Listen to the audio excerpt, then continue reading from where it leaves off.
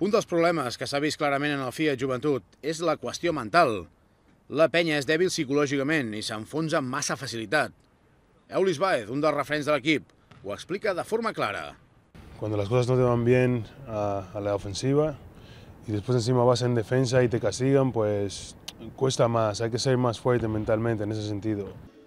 Pel pivot dominicà deixa clar que ara arriba el tram decisiu de la Lliga i és aquí on s'ha de solucionar el principal problema. Porque creo que es un tema de cada uno individual, de todo el grupo. Y claro, si uno y dos están, pero los otros dos no, pues creo que va a costar muchísimo. Eulis Baez, un jugador que sembla fred a la pista, és molt calent interiorment i assegura que cal anar molt en compte amb els joves.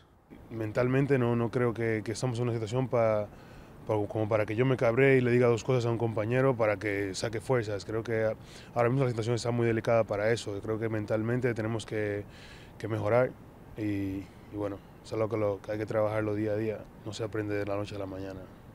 D'altra banda, la penya espera tancar avui oficialment el fitxatge de Lubos Barton, que avui s'entrenarà amb l'equip.